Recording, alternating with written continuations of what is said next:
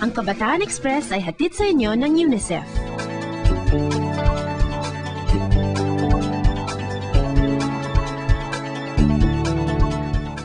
Nandito tayo ngayon sa Diliman Preparatory School at mula rito, siguro mga 13 oras ang biyahe papuntang Camarines Norte. Grabe ang layo, pero hindi na natin kailangan bumiyahe para makilala ang lugar na to. Sa mga reporters sa Camarines Norte Bureau, mas makikilala natin ang mga kabataan doon, ang mga hilig nila at mga pinagkakaabalahan. Tulad ng pangangarera, pagmumotor at kung ano-ano pa. Sa unang ulat, sasamahan tayo ni Dion sa mabilis at exciting na mundo ng drag racing. Panoorin natin ito.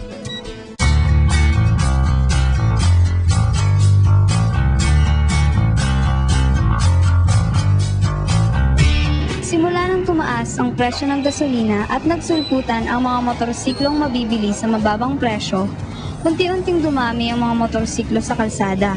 Dahil mas konti ang nakukonsumo nitong gasolina, kahit mga kabataan dito sa Daet, mapababae o lalaki may nakamotorsiklo. Kasabay nito ang pagkabuo ng iba't ibang grupo ng mga motor enthusiasts. Isa na rito ang grupo ni na Kuya Ryan. Bali, 13 kami magkakaibigan na nagtayo ng grupong to para pag may mga occasions tulad ng pesta, nakakatulong kami tulad ng motorcade, gano'n. Nag-a-assist kami pag may mga parade. Dati, pagpapakita ng puwersa kapag may parada o kaya na may pasiklaban ng forma ng motorsiklo ang karaniwang labanan ng mga grupo. Pero di nagtagal ay nagkaroon na rin ng mga karera na kalimitay na uuwi sa malalaking pustahan. Kahit anong baba ng pusta, syempre lalaban kami kasi iisipin nila, pag hindi kami lumaban, may mga takot pala yung mga yan. Dito sa Daet, madalas magkaroon ng illegal drag racing. Kalimitan, ginagawa ito sa mga national highways tuwing gabi sa mga alanganing oras para mas maluwag ang kalye at iwas huli. Ang drag racing ay iba sa mga karerang napapanood natin sa TV, kung saan maraming drivers ang naglalaban, may racetrack na kadalas ay may mga kurbada, may mga opisyales, at mga patakaran. Sa drag racing, dalawa lang ang mag-uunahan sa isang diretsong track na hindi iikli sa 800 metro, at karaniwang daang pampubliko ang ginagamit na track para sa drag race. Dahil may permit ang mga legal na drag race na ipapasara ang mga daan at nagiging ligtas ang pangangarera. Pero meron ding mga illegal. Ito'y walang permiso, kaya't kadalas ay ginagawa sa mga kalye sa alanganing oras. Wala ring mga opisyales at hindi ipinapatupad ang pagsuot ng safety gear. Kung dati ay kontento na ang mga motorista sa paglalagay ng mga accessories para gumanda ang kanilang mga sasakyan, ngayon ay kung ano-ano na ang ginagawa nila sa kanilang motor para bumilis ang takbo.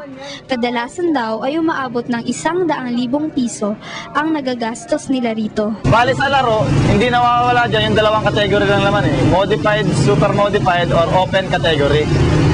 Sa modified, ibig sabihin may limit lang kung anong babaguhin mo. Ang piston, stock lang, kailangan stock lang ang bore, walang hand clutch.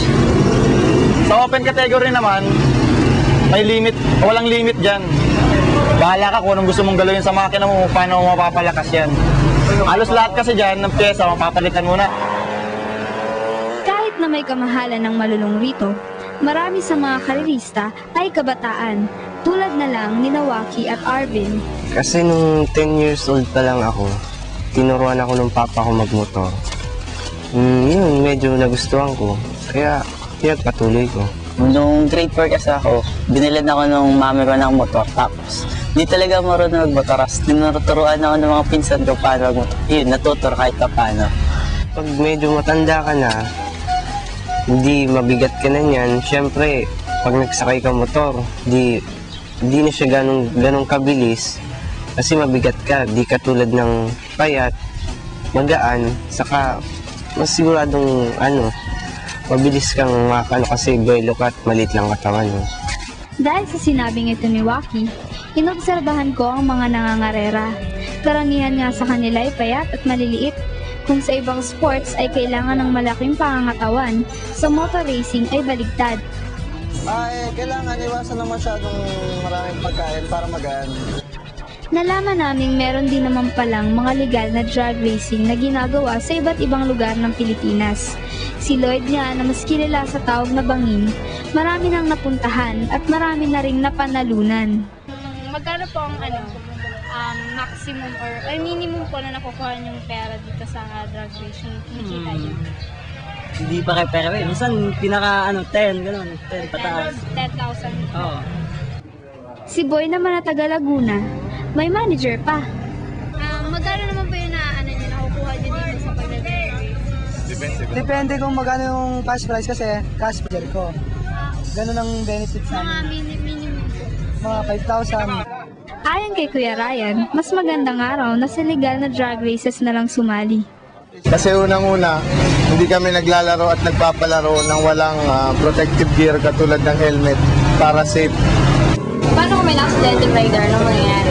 Bale, may mga naka-standby naman na first aiders and ambulance kung sakaling may maaksidente. And malabo naman mamatay kasi mga minor injuries na nakukuha kasi naka-protective gear. Pero minsan, may mga sumasali rin sa legal races na kulang sa protective gear. Nang minsan ginawa ito ni Bangin, nagkataon pang noon din nag-slide ang kanyang motor. Ngayon, nagsisisihan ko ngayon. Hindi ako nag-line ng mga support sa katawan ko. Pero, parte na yun ng karera. Simple lang. Nakambal na namin yung aksidente. Dahil wala ng lugar na pwedeng pag-ensayuhan dito sa Daet, kahit ang mga legal na racers ay dito sa pampublikong kalsada nagpa-practice. At syempre, kapag nagtatagpo-tagpoy, nauuwi na rin sila sa pag-illegal drag race. Mas masaya yon kasi easy money lang. Masaya, exciting, easy money. Pero matutumbasan ba nito ang buhay? Noong nakaraang taon lamang, isang teenager ang namatay dito sa Daet dahil sa isang illegal drag race. Ilang buwan pagkatapos nito'y wala kang makikitang nagja-drag race sa kalye, pero di nagtagal ay bumalik din sila. Hindi raw kasi nila maiiwasan ang sport na ito, illegal man o legal. Hanggat may sasakyan ako motor, sasakay pa rin ako eh. Pero pag namatay na ako, pagpatay na. Kasi yan talaga ang ano ko eh. Sports ko yan eh. Sa hilig ko talaga. Ibig sabihin niyo po habang buhay na po kayo drag race? Habang may drag race. Habang may drag race na to. Depende. Pag naputulan na ng pa. Para sa isang tulad kong hindi nagmomotorsiklo, mahirap maintindihan ang tawag ng drag racing. Tila hindi sulit kung iisipin mo ang mga mangyayari sa'yo. Nasaktan, mahuli kapag nagpa-practice ng wala sa lugar, matalo ng malaking halaga, at maaari ka pang mamatay. Naisip ko na kung ang pagsakay sa motorsiklo lang ang habol nila, nariyan pa rin naman ang ibang mga magagawa. Ang pagsali sa mga gawaing panturismo, ang pagtulong kapag panahon ng kalamidad, o ang manguna sa pagtupad sa mga batas trapiko. Pero para sa mga nakilala ko, malakas ang hila ng mabilis at mapanganib na mundo ng drag racing. Siguro nga, iba-iba ang tingin natin sa tinatawag na adventure.